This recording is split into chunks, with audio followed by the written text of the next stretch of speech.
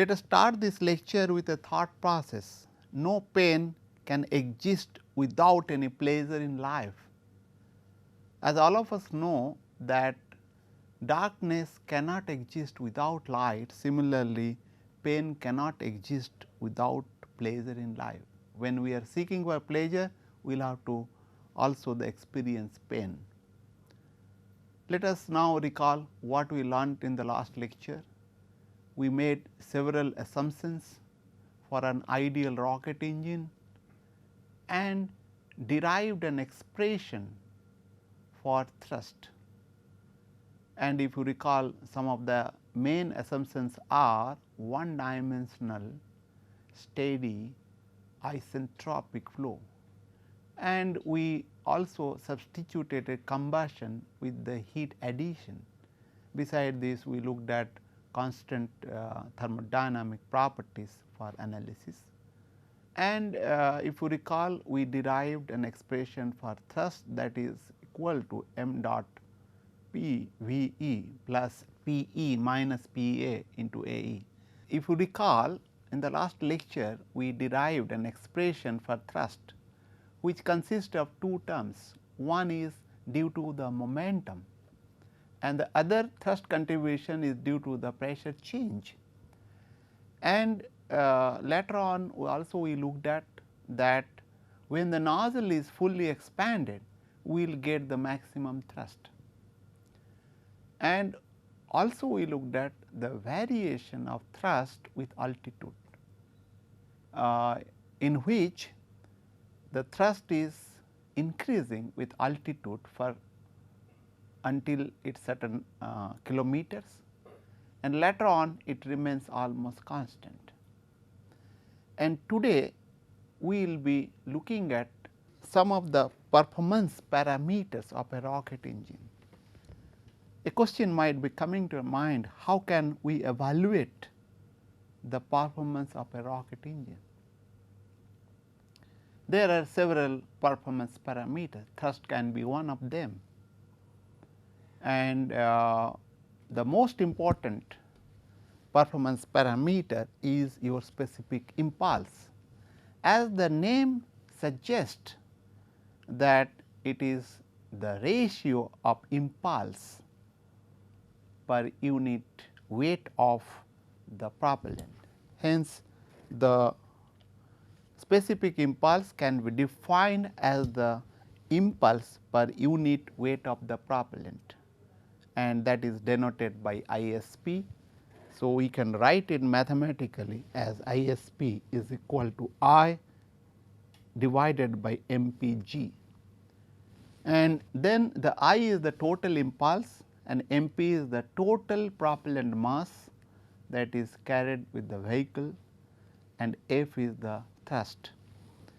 And we know that impulse is basically the force which will be acting on the vehicle for certain time.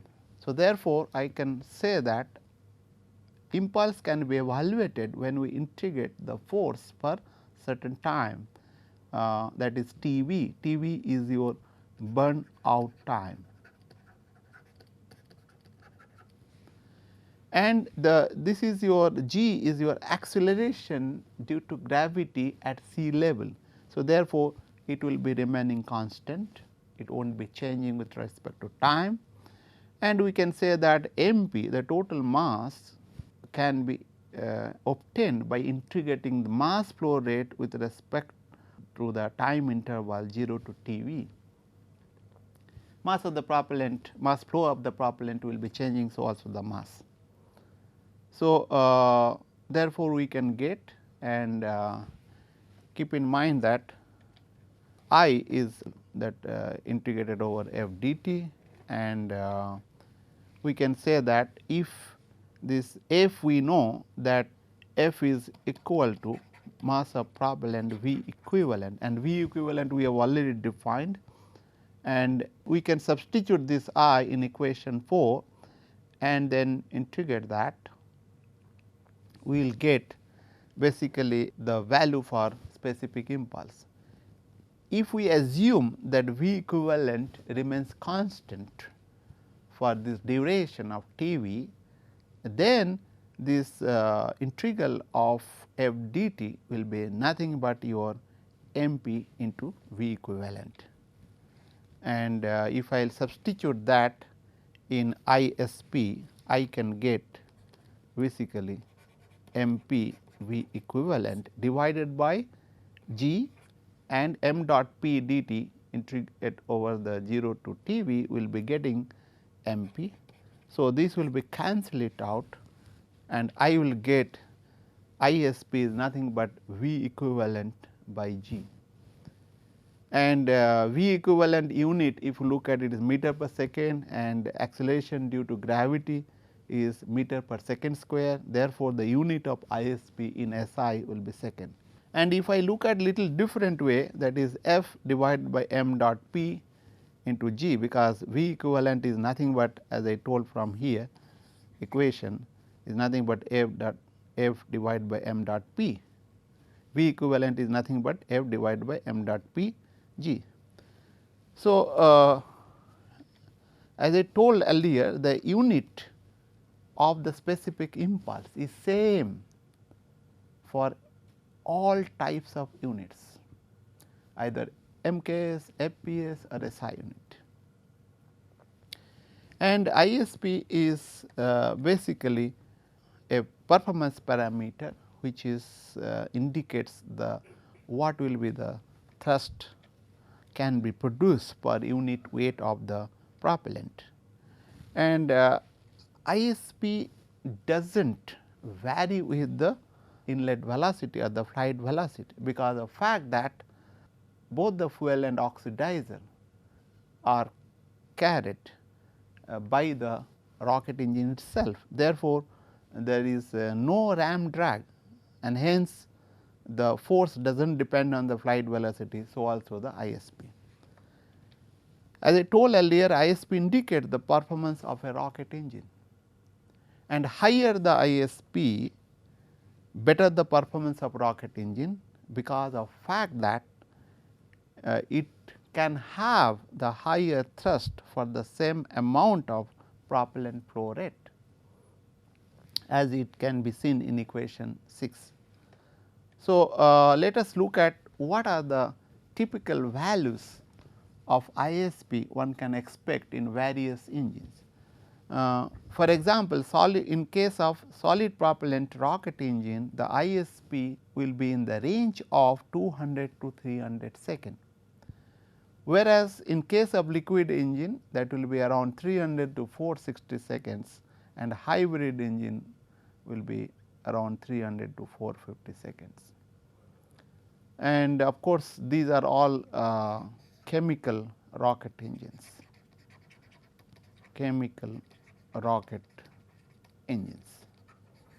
and keep in mind that the hybrid propellant rocket engine will have the ISP between the solid and liquid, whereas the solar, nuclear and electrical rocket engines, which are known as the non-chemical rocket engines, have higher specific impulse as compared to rocket engine. You can see in case of solar, the specific impulse is in the range of 400 to 700, nuclear it is 600 1000, and electrical it is 400 to 2000 seconds, and even sometimes it is much higher.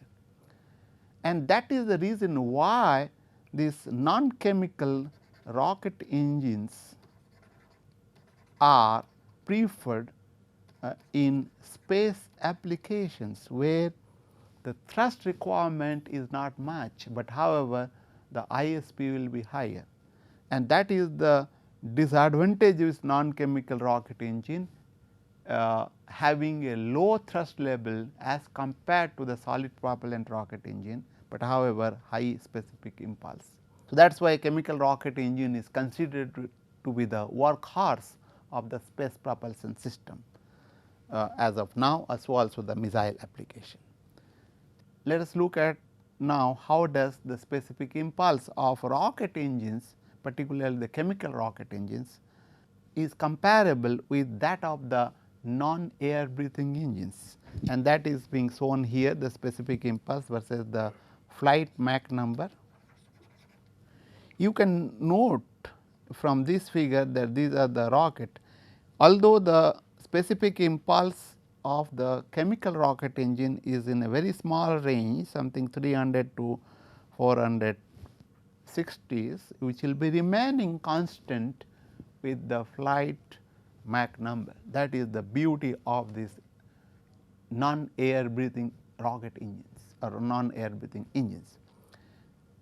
But however, the air breathing engines like turbojet, ramjet and scramjet and pulse detonation engines, particularly for hydrocarbon fuel, are much higher as compared to the rocket engine, but it decreases with the flight Mach number.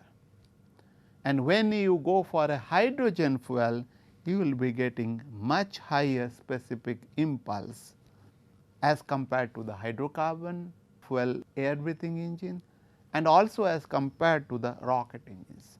So, that you can keep in mind, and because of fact that the air breathing engine does not carry the oxidizer with it, it just takes the oxidizer from the air itself as we breathe.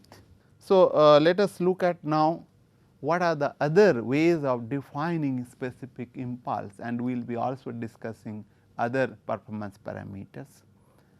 As I told that specific impulse is a very important parameter, and we can define specific impulse without considering the acceleration due to gravity rather than considering the mass only.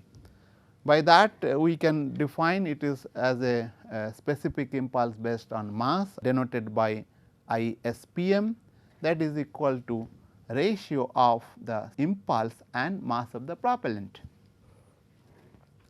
And this you can see that we have already seen I is nothing but MP V equivalent, and this MP can cancel it out. I can get a specific impulse is nothing but V equivalent, and which can be expressed in terms of meter per second in case of SI unit. And this is not a unit, this is having different unit in different system.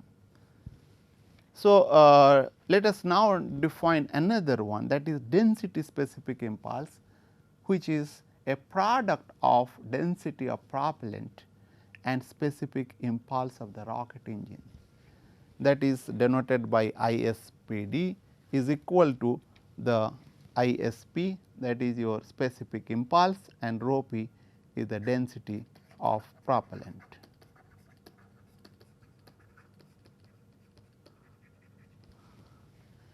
And as you can see that ISP will be higher for the same specific impulse, that is ISP, provided if the density is different. For example, if you look at the liquid oxygen and liquid hydrogen system, then the density of the propellant will be lower as compared to the liquid oxygen and liquid kerosene fuel.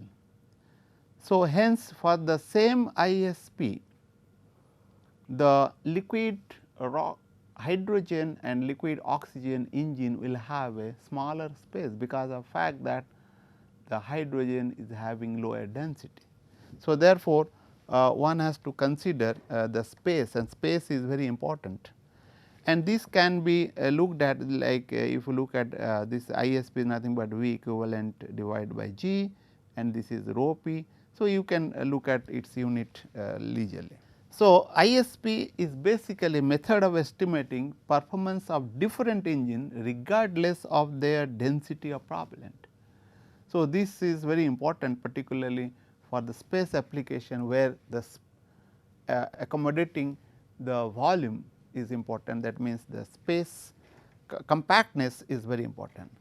So, in order to make it more clear, let us now define volumetric specific impulse, which is the total impulse per unit propellant volume of rocket engine, and which can be expressed as the ratio of I divided by volume of the propellant. This is your volume of propellant.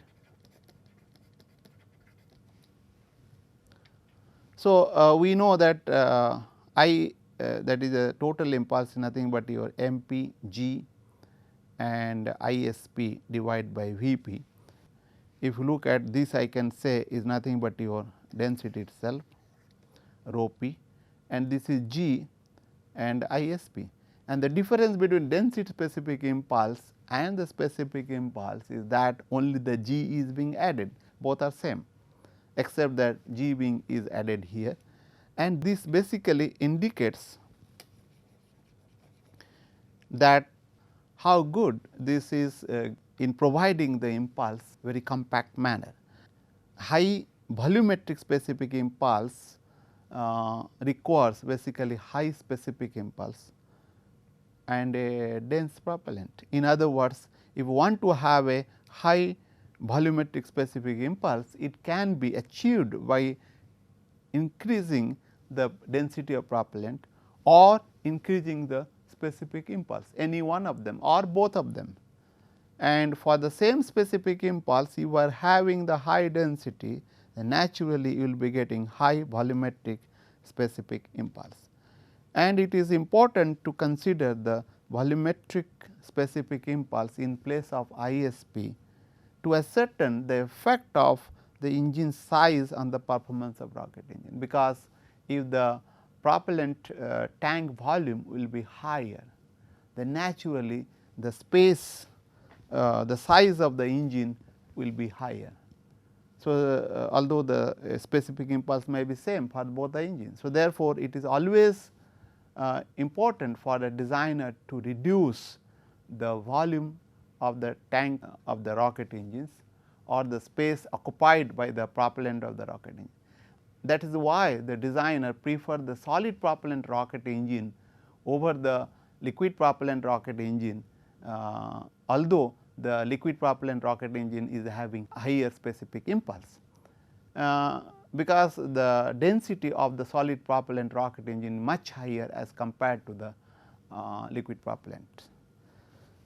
So, let us now look at the specific impulse efficiency. Of course, this efficiency you can define for all the kinds of specific impulse what we have discussed till now, but we will be restricting this efficiency to the specific impulse, and it is defined as the ratio of actual specific impulse efficiency to the theoretical impulse efficiency as given by, that is eta ISP is equal to ISP actual divided by ISP theoretical. And generally the value of specific impulse efficiency varies from 0.93 to 0.99. And let us now define a term which is important to characterize the thrust, and thrust will be using the thrust coefficient as a performance parameter, and thrust coefficient is defined as the ratio of thrust to the product of combustion chamber pressure P c and throat area A t, particularly at the choked condition, and that is given as the C f is equal to F divided by P c A t. And it indicates that if the thrust is produced and it is acting on the throat, and what will be the pressure which will be acting. So, that is the thrust coefficient is very important, and we know that ISP is equal to F divided by m dot P g, and then we can look at this. This is in place of F, I can write down this is C f P c A t divided by m dot P into g. Keep in mind that this, we can say that this expression is basically, that is nothing but C m dot, and that is the mass flow coefficient, and we can write down ISP is nothing but C f divided by C m naught g. Therefore, this is known as the mass flow coefficient. From this definition we know mass flow coefficient is basically ratio of mass flow rate divided by the product of the chamber pressure and the throat area at choked condition. So, therefore, C m naught is equal to m dot p divided by P c A t, and it can be determined very easily as we can measure the mass flow rate of the propellant and chamber pressure and throat area experimentally, and at least in the sea level conditions, and then you can find out this, or you can also find out this theoretically by the this chemical equilibrium analysis. So, let us now look at another parameter which is very much used, that is the characteristics velocity, and which is defined as the ratio of equivalent exit velocity and thrust coefficient as given below, that is C star is equal to V equivalent C f, and this C star V equivalent C f we can write down, that is we can write down C f basically by definition f into P c A t, and in place of this thing we can write down m dot p into V equivalent, and then V equivalent basically will be cancel it out, and I will get C star is nothing but your P c A t by m dot p, and that is the thing which is being used, and which is nothing but if you look at 1 over C m dot and which is equal to C f I s p g that we have already seen. So, therefore, characteristics velocity we will be discussing that C star is basically indicates how good the combustion is, whereas the thrust coefficient will be indicating how good the expansion of the gas is occurring in a nozzle. So, therefore, we can write down ISP is nothing but your C f divided by C m naught g. So, this is the expression we can get. If I can evaluate the C f, we can evaluate the C m, and of course, the g is known, say I can evaluate also the ISP very easily. So, specific propellant consumptions, if you look at, it is basically the ratio of the mass flow rate of propellant per total impulse produced, and it is denoted as SPC. SPC is nothing but a ratio of m dot p into the f, and that is nothing but 1 over ISPM, and we know that this is if you look at f is nothing but your m dot p V equivalent, it will be cancel it out, is nothing but 1 over V equivalent. So, impulse to weight ratio is a very important parameter, and which by the name itself indicates that it is the ratio between the total impulse to the weight ratio, and as given as IWR, denoted as IWR is equal to I divided by weight. This is the weight of the rocket engines, this is the weight of rocket engines, and which is consist of the propellant mass,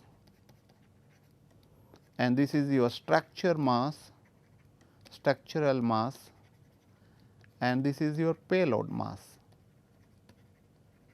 And keep in mind that weight means you will having a g, and we know I, that is impulse, is equal to ISP MP into g naught g. So, g naught or g, I can say g naught, sometimes I will be using g naught because this g naught correspond to acceleration due to gravity, and g naught is same, please keep that in mind.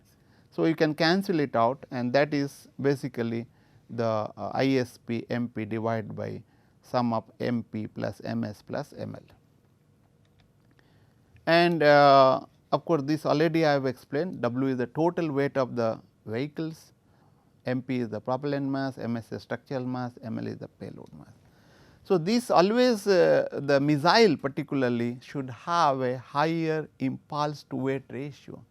Space cat may be little lower values, but always designer has to work for to achieve higher impulse to weight ratio. So, with this we will stop over. Thank you very much, and in the next lecture we will be discussing about the other aspects.